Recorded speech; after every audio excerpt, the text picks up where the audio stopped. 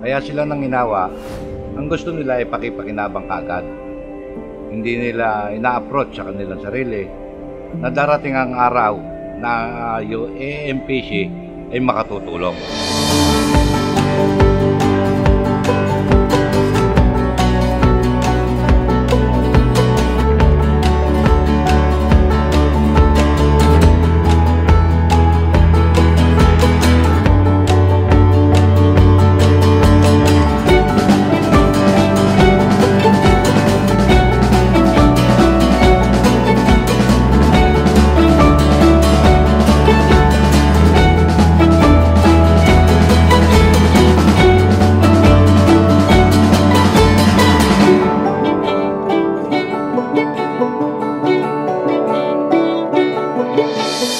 Ang nagsimula ng Abukay Multipurpose Cooperative ay si Mrs.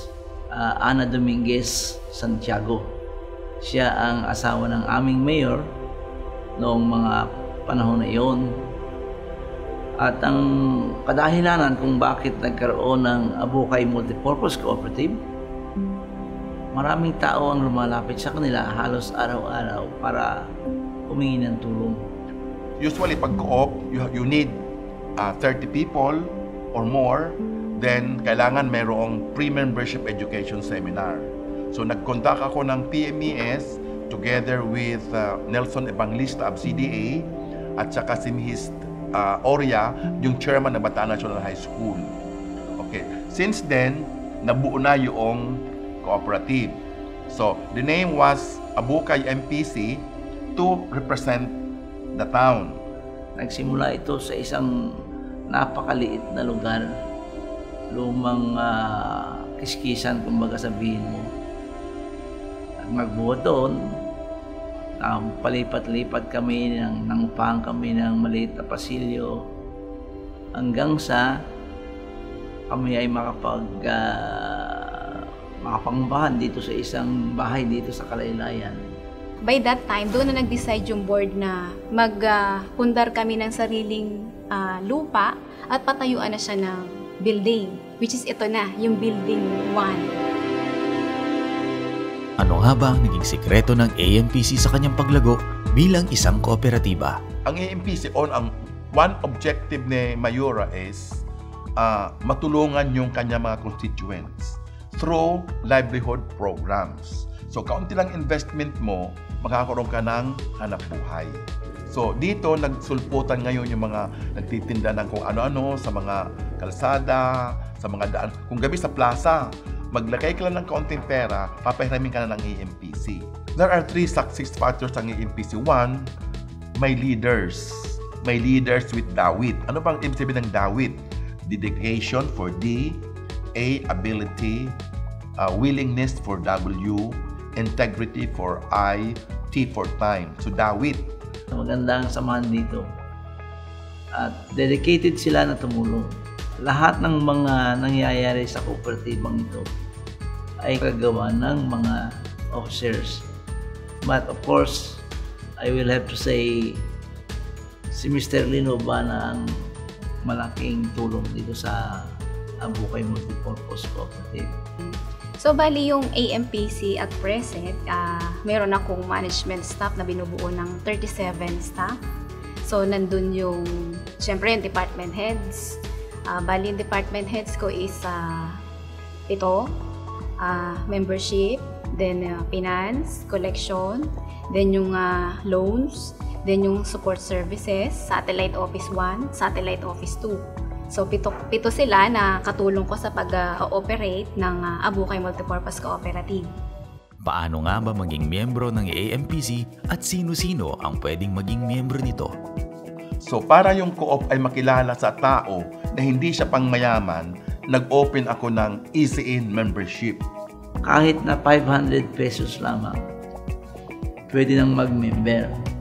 So, binaba namin yung ceiling sa kagustuhan naming maabot yung mga nagtatricycle, yung nagtitinda ng kanin, o nagtitinda ng balot.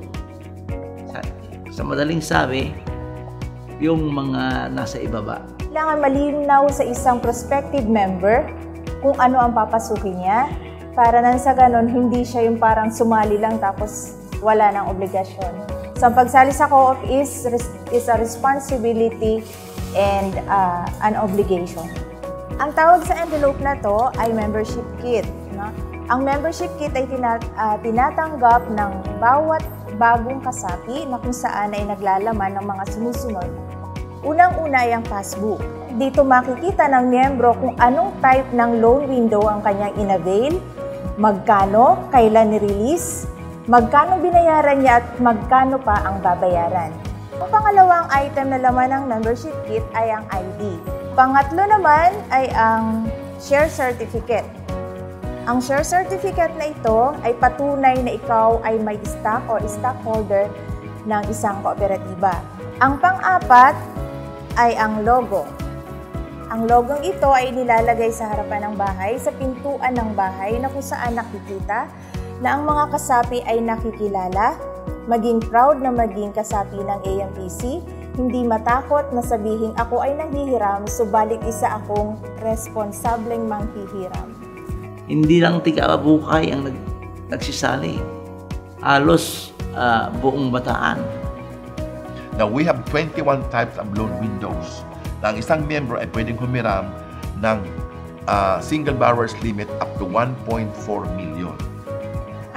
Naging gabay at kakaibat ko sa aking buhay at pamumuhay ang aking pagsapi sa aming co-op. Hindi na kami nagiging mahirap ng dati. Ngayon, medyo lumuluwag na ang buhay namin sa pagtulong sa amin ng kooperatiba. Napakalaking tulong po ng AMPC kasi mas na pagkailangan po namin ng mga ilang funds po, madaling napitan po ang AMPC. Buhat po nung nag-membro kami dyan, ngayon lang kami nagkaroon ng mga sasakyan na panganap buhay. Kasi matagal na namin pangarap yun sasakyan na pambiyahe. Paano nabago ng AMPC ang buhay ng kanilang mga miyembro? Pagpundar kami ng dalawang sasakyan, ito lang sa Kwadaon, pagkakautang namin sa MPC.